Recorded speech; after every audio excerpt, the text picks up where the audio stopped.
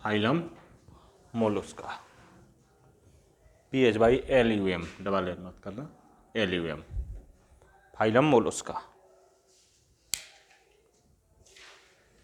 इसके मुख्य बिंदु अगर नोट करें हम, तो सबसे पहला बिंदु जो है, जंतु जगत का सबसे बड़ा जो संघ है वो आर्थ्रोपोडा है, और दूसरे नंबर का जो बड़ा संघ है वो मोलस्का है। तो इसके लिए पहला पॉइंट लिख सकते हैं अपन कि ये दूसरा सबसे बड़ा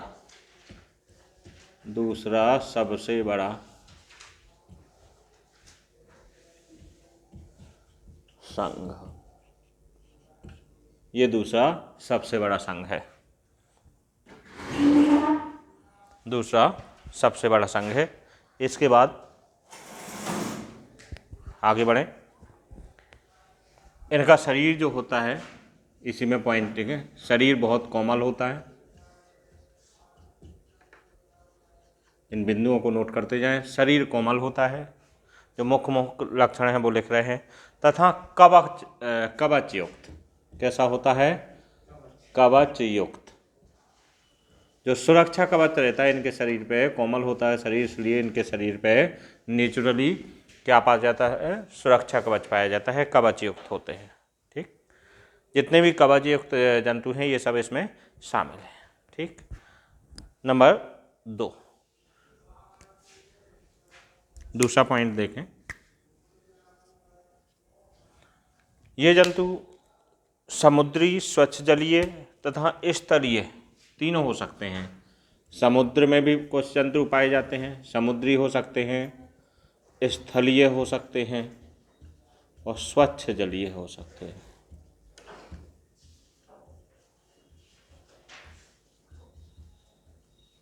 स्वच्छ जलीय होते हैं। तीसरा पॉइंट जो महत्वपूर्ण है मोलस्का के बारे में, बिंदु लिखते जाएं, नोट करते जाएं। इस संघ का अध्ययन जो है, कभी कभार ऑब्जेक्ट में पूछ लिया जाता है, संघ का अध्ययन।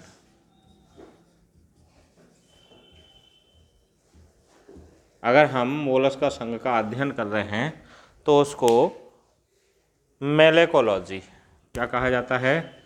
मेलेकोलॉजी। इंग्लिश में लिखना चाहे तो स्पेलिंग लिख सकते हैं MALACOLOGY,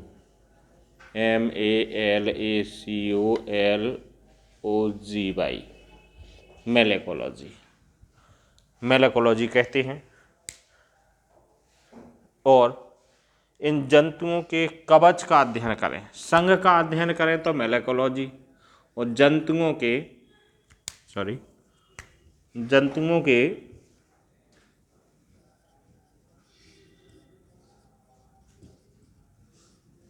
कवच का अध्ययन करें। अगर हम जंतुओं के कवच का अध्ययन कर रहे हैं तो उसे कोंकोलॉजी, क्या कहलाएगी? कोंकोलॉजी। ये शब्द बिल्कुल याद करके रखें, कोंकोलॉजी, कोंकोलॉजी। इंग्लिश में लिखना चाहें तो लिख सकते हैं CONHOLOGY,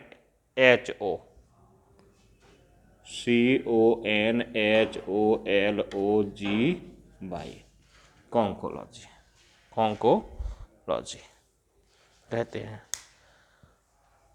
अधिकतर जीव सामान्यतः, जीव जो है, तीसरा पॉइंट होने के बाद चौथा पॉइंट देख रहे हैं, फोर्थ पॉइंट देख रहे हैं कि शरीर अखंडित एवं इस पर कैल्शियम युक्त कवच। शरीर कैसा होता है? अखंडित।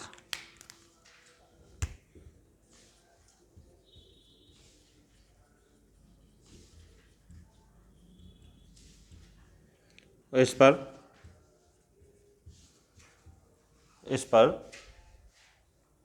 कैल्शियम युक्त कवच होता है। काय का कवच होता है? कैल्शियम युक्त।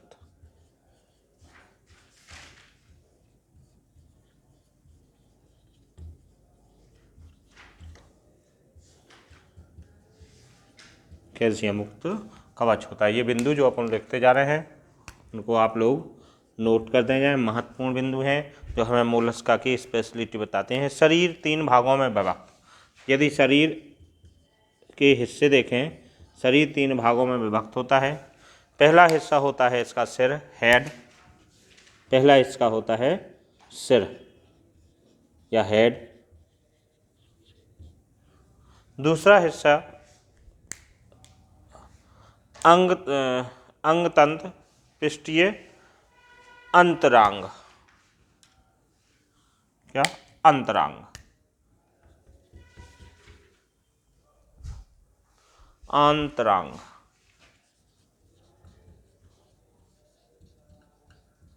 अंतरांग, इसको इंग्लिश में कहते हैं अंतरांग को विसरल हम्प।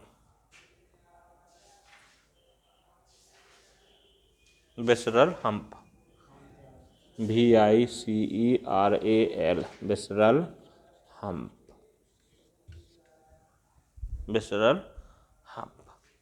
इसके बाद जो पिचलन है, पिचलन हेतु आधारीय पेशीपाद।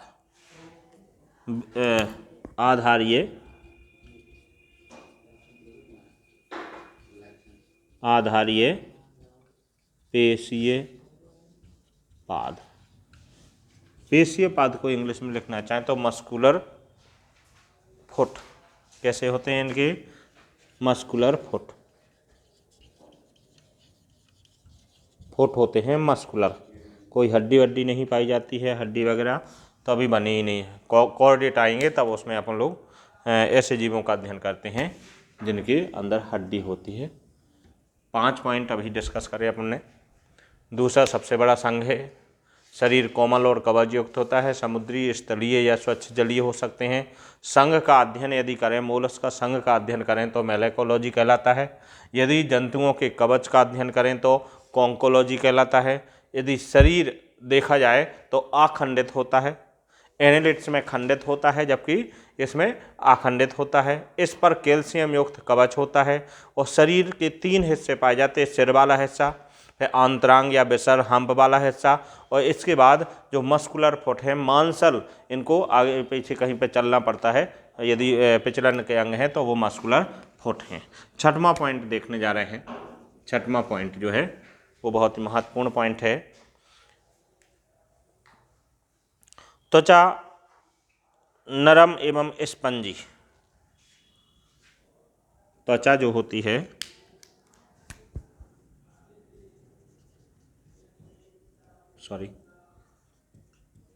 नरम एवं स्पंजी। स्पंज जैसी नहीं होती, स्पंजी मीन्स सॉफ्ट होती है, बिल्कुल स्पंजी होती है। तथा जो आंतरंग होते हैं, आंतरंग, अंदर के जो अंग होते हैं, आंतरंग होते हैं, आंतरांग होते हैं, उनके ऊपर, आंतरांगों के ऊपर एक परत के रूप में, प्रवार, परत के रूप में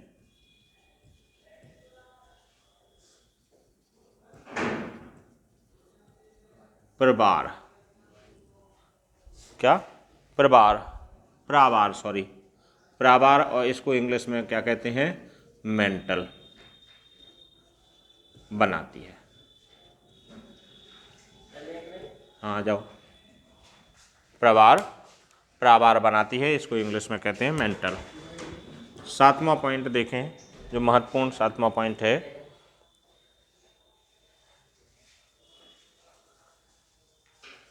जो मेंटल है, मेंटल के द्वारा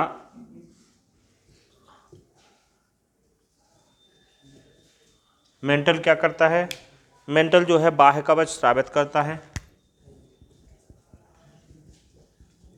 बाह्य कवच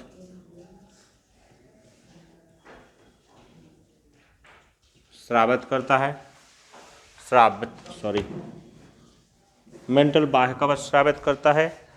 और ये जो कवच है, बहुत महत्वपूर्ण चीज़ है कि कवच, आ जाओ भैया, कवच CaCO3,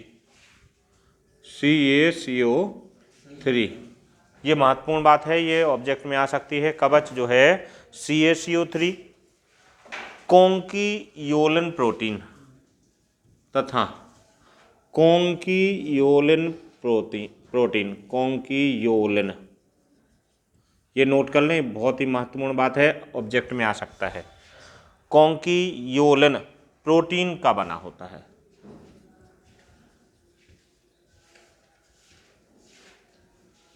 जो मेंटल द्वारा स्रावित कवच होगा वो बाह्य कवच होगा, वो CaCO3 कैल्शियम कार्बोनेट तथा कॉन्कियोलिन नामक प्रोटीन का बना होता है। ये पूछा जा सकता है कि जो मोलस्का है, मोलस्का का जो कवच है उसमें कौन सा प्रोटीन पाया जाता है, किस प्रोटीन का बना होता है, तो फिर कॉन्कियोलिन और कैल्शियम कार्बोनेट। आठवां बिंदु देखें, आठवां बिंदु जो महत्वपूर्ण है, पाचन नाल पूर्ण होती है। जो पाचन नाल है, अगर पाचन नाल की बात करें, पाचन नाल अपने आप में पूर्ण होती है।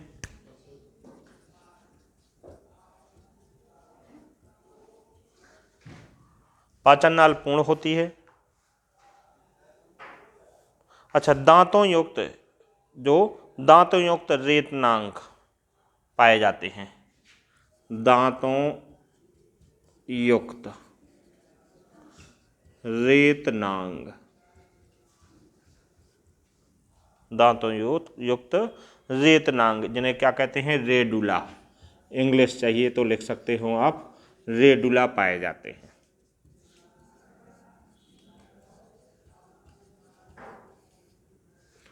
जो कुछ इनको अंतरण ग्रहण किया जा रहा, कुछ खाया जा रहा, उसको पीसने चबाने के लिए क्या पाए जाते हैं, दांतों युक्त रेतनांग पाए जाते हैं, जिसे इंग्लिश में क्या कहते हैं, रेडुला कहते हैं। ठीक है।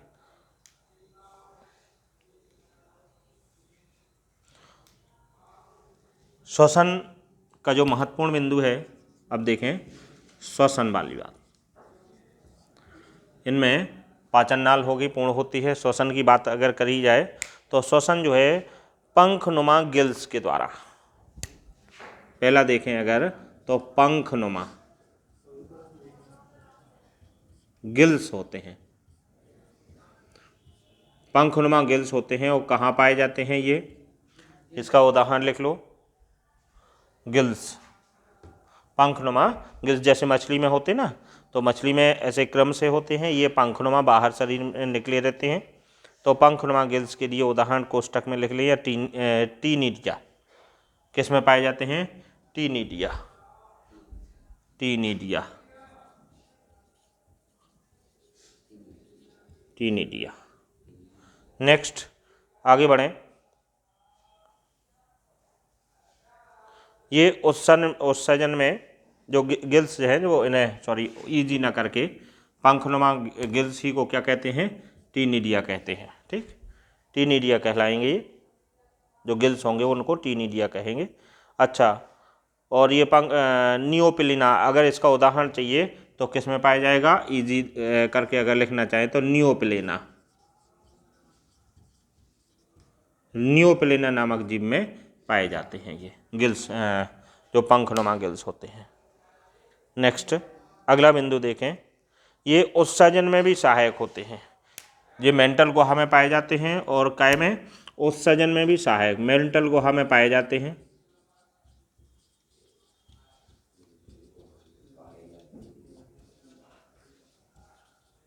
और ये उत्सर्जन में भी सहायक होते हैं, उत्सर्जन में भी सहायक। अब जब उत्सर्जन की बात आई तो नोट कर सकते हैं कि इनका जो उत्सर्जी पदार्थ होता है, उत्सर्जी पदार्थ भी आप नोट कर लें। उत्सर्जी पदार्थ अमोनिया या यूरिक अम्ल होता है। उत्सर्जी पदार्थ क्या होता है, अमोनिया या यूरिक अम्ल। अमोनिया,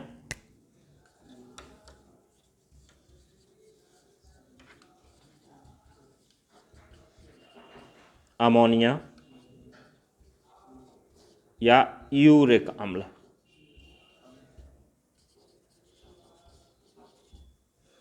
अमोनिया या यूरिक अम्ल इनका उत्सर्जी पदार्थ होता है। 10वां बिंदु देखें, ऑब्जेक्ट में अक्सर आ जाता है। उत्सर्जन के लिए एक प्रकार के विशेष अंग इनमें होते हैं। ये पंखनुमा गिल्स वगैरह ये तो काम करते ही उत्सर्जन के लिए, लेकिन जो विशेष अंग हैं उत्सर्जन की बात अगर कही जाए तो उत्सर्जन के लिए एक या दो जोड़ी, कितना, एक या दो जोड़ी विशेष अंग पाए जाते हैं जिन्हें केवर के अंग, ये नोट कर लें, केवर के अंग या केवर के अंग या बोजेनस के अंग, बोजेनस के अंग के नाम से जाना जाता और ये उत्सर्जन में बहुत ही महत्वपूर्ण भूमिका निभाते हैं। अब इसका ऑब्जेक्ट बन सकता है कि केवर के अंग पाए जाते हैं, एनिलिडा, आर्थ्रोपोडा, मोलस्का, एकाइनोडर्मेटा। उन्होंने 4 संघ बता दिए, तो अपन अगर याद है अपन को तो केवर के अंग कहाँ पाए जाते हैं, मोलस्का में पाए जाते हैं, जो काय के काम आते हैं, उत्सर्जन का काम करते हैं। ठीक, नेक्स्ट, अधिकतर एक लिंगाश्रयी होते हैं। अगर लिंग की बात कही जाए तो अधिकतर जो है एक लिंगाश्रयी,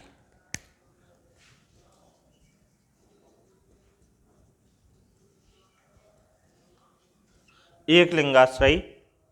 इसका मतलब है कि जो लिंग होते हैं वो कैसे होते हैं, पृथक, एक लिंगाश्रयी होते हैं। इसका मतलब क्या होता है, लिंग पृथक पृथक होते हैं।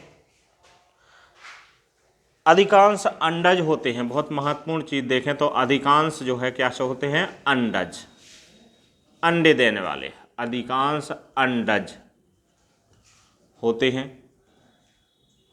अधिकांश क्या होते हैं, अंडज होते हैं, मीन्स अधिकांश जीव जो है अंडज होते हैं। अच्छा, यदि हम इनका विकास देखें तो सामान्यतः ट्रोकोफोर लार्वा अवस्था, अगर विकास देखें, जो भ्रूणीय विकास है, विकास हो रहा, जीव का जो विकास है वो विकास हो रहा, अगर विकास देखें तो अप्रत्यक्ष प्रकार का होता है। आ जाओ भैया, जो भ्रूणीय परिवर्धन है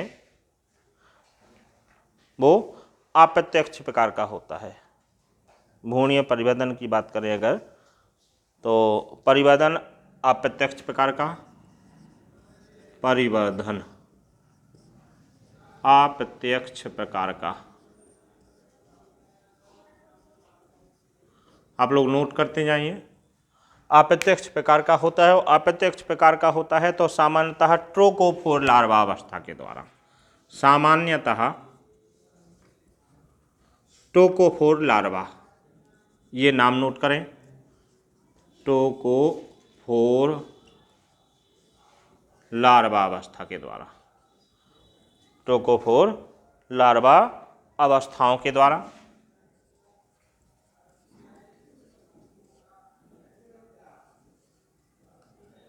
ट्रोकोफोर लार्वा अवस्था द्वारा होता है।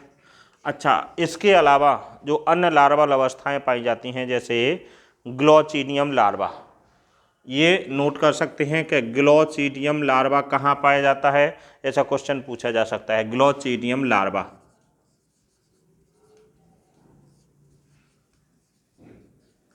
ये पाया जाएगा आपका यूनियो में।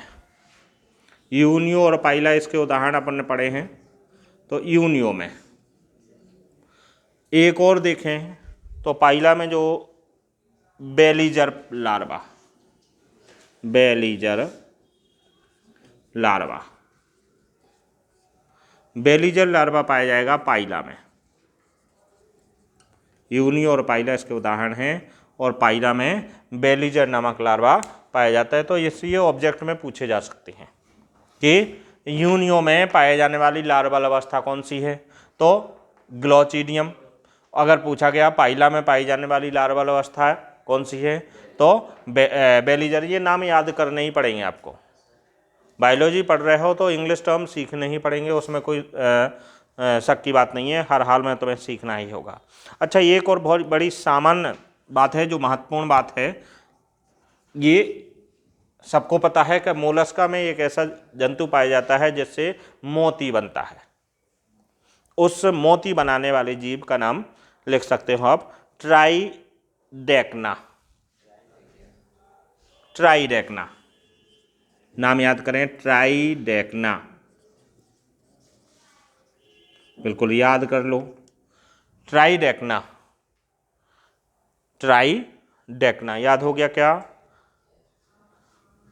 नामक दैत्याकार जीव।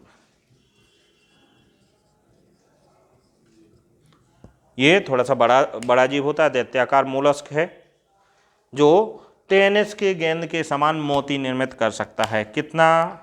टेनिस की गेंद के समान बहुमूल्य मोती। ये टेनिस की गेंद के बराबर बहुमूल्य मोती दे सकता है, बनाता है। एक और बहुत अच्छी बात कही जा रही, नेक्री स्तर, जो चमकीला सीपियों में देखोगे आप लोग तो चमकीला स्तर होता है। अगर सीपी को खोलें, यूनियोपाइला के नीचे देखें, अगर वो जो उनका कवच रहता है तो बहुत चमकीली परत रहती है। देखा होगा नदियों में डले रहते या तालाबों में देखा होगा, तो वो चमकीली परत रहती, उस चमकीली परत को नेक्री स्तर कहते हैं। क्या कहते हैं? नेक्री स्तर, नेक्री स्तर, नेक्री स्तर, NACRE, नेक्री लेयर, नेक्री स्तर पाया जाता है। और ये नेक्री स्तर को कहते हैं मोती की जनक परत। इसको नेक्री स्तर पाया जाता है, एक इसी के अंतर्गत नेक्री स्तर पाया जाता है, जिसे मोती की जनक, मोती की जनक, या इंग्लिश में बोलें तो mother of pearl, mother of pearl. Pearl means होता है मोती, तो मदर ऑफ पर्ल के नाम से भी ये परत को जानते हैं। ठीक, तो ये 12 बिंदु 13 बिंदु जो हुए वो मोलस्का की महत्वपूर्ण बिंदु हैं, जिससे हम बिल्कुल इस पूरे संघ को क्या कर सकते हैं? अध्ययन कर सकते हैं।